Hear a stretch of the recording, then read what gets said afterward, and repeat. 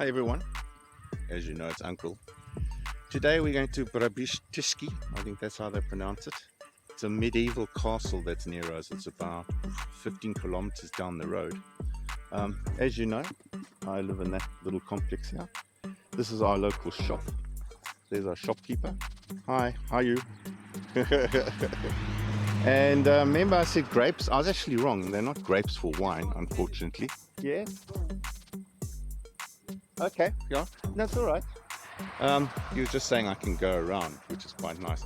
So these are table grapes for eating, which they sell, as you know, in the little shop next door.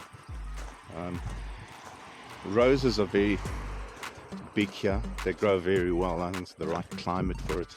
It's kind of a Mediterranean climate, a bit like Cape Town. Cold winters, snow, and very, very hot summers. So they'll sell the grapes in this little grocery here. I'll show you. Remember we did this in winter the last time. So here the greengrocer, and here's the famous grapes over there. So all good. Watermelons are in season, so that's nice. Let's move on, and as I said, we've done this little tour, but now it's summer, so you get to see what's going on.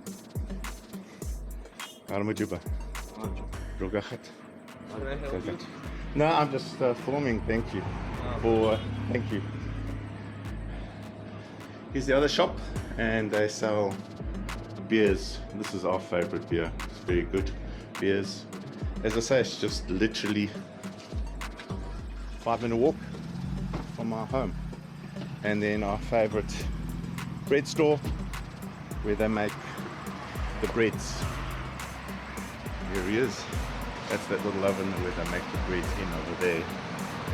So, which is quite cool. Okay, so Pegasus and I, we're going to head to, as I said, it's Bebristsikhe, and we'll do a quick chat there and see you at the end of the ride to the place. As I say, it should only take about 15 minutes tops. So as you come from the north towards the south, the road travels along the river, but this is the first sight that you get of the medieval castle, and it was owned by a prince, but we'll get into it when we're up there talking about it. But that's the castle. As you can see, it's on a prominence. A lot of castles and that were on prominences for security and safety reasons. Gives them more elevation. It's easier to defend a high prominent area. So yeah, that's what we're going to explore today. So here we are at the base of the castle. I believe that area there was actually the main entrance. What we're going through was a breach in the wall. So let's carry on going up this road, and we'll continue later. So this is the main courtyard of the fortress, and this is where the markets and stuff would be set up during the day. The actual royal quarters is down in that building and in the what they called the tower. The castle was actually built in the 18th century, as I said, to protect the river and the old road that was there. As you can see, the walls are very thick. They are about 3 meters thick. What amazed me is how they built buildings like this without real cement. I mean, they had some sort of slurry cement, but nothing of any strength at all. If you look down here, you'll see the Karrtli river, and that was the main river that flowed into Mtsheta, and Mtsheta was the capital at that time, but a real small hamlet. So it used to protect the river and the old road. If you see down there, I don't know if you can see the cars, that was the old road. Only in recent times was a tar road or dirt road back then built. So that's why the castle faced the river and faced the old road as for protection. Bebristsikhe is built on the Karrtli river, which is north of Mtsheta. And as you can see where those cars are parked, that was the old road that went to Mtsheta. You might ask, what were they protecting the region from? Well, up To the north, you had the Mongols, and the Mongols kept on raiding down into this area. In fact, the Mongols took hold of the country. They ran the country for about 20 years until the locals managed to throw them out again. So the wars were quite big. There was a lot of skirmishes between the Mongols, and also from the south you had the Muslims that kept on coming up. The south is that way, and we'll go and have a look just now. In 1236, the Mongols took power in Georgia, and it took them about 20 years for the then Georgians, they weren't called Georgia there, but the locals, to throw them out. So it was quite important to have infrastructure like castles and that to protect the main arteries going into the city. So the castle is made up of two regions.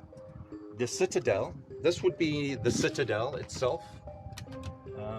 So this is where the royal family would actually live, in the citadel.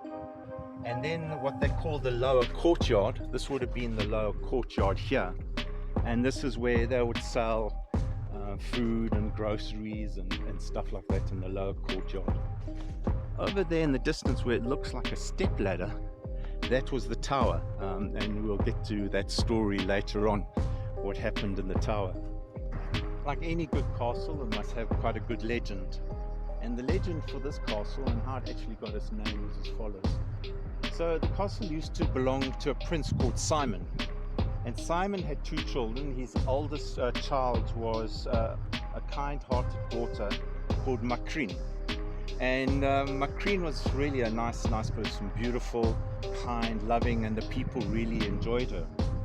Unfortunately, she had a brother called Mamuka, and Mamuka was not a pleasant boy at all.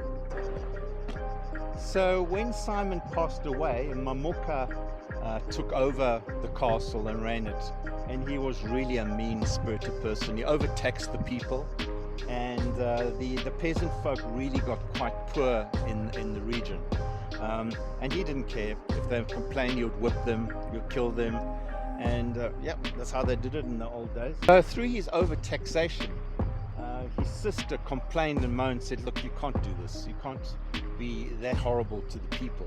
And she actually started a bit of an uprising against her brother, which really enraged him. So he locked her up in the fortress. It's a bit like Rapunzel, I suppose.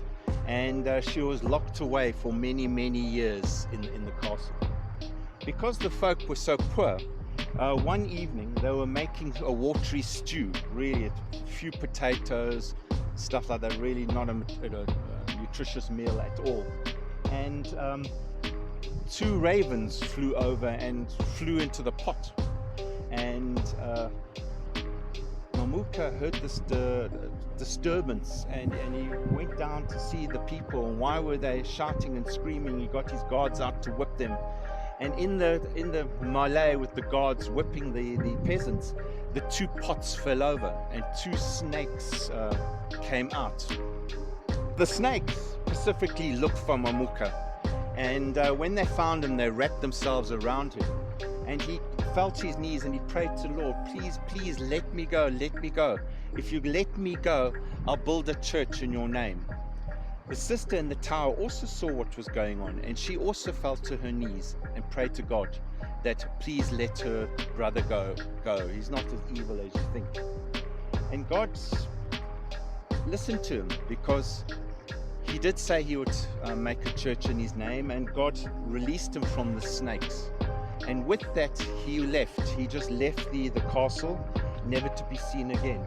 And after many, many years, when Rapunzel passed away, and at the funeral, this old man came, a wizened old man came to the funeral, and he looked down at Rapunzel, and he looked up at the heavens, and he said, God, you see, I kept my promise. Bebristsikhe means fort of the old man. And so that's where it got its name, which is quite interesting. As I said, any good castle needs a good name, or a good story. So, as I said before, this is the southeastern tip of this castle. As you can see, here's the tip, and that would have been a lookout point. What they used to do, they would burn fires at the top there, so if they saw any enemy coming down the old road this way, they'll burn a fire, and you'll find that major churches along the way are on the tops of hills, and they would pass the message all the way along, warning people that the enemy is coming. Really is a beautiful sight.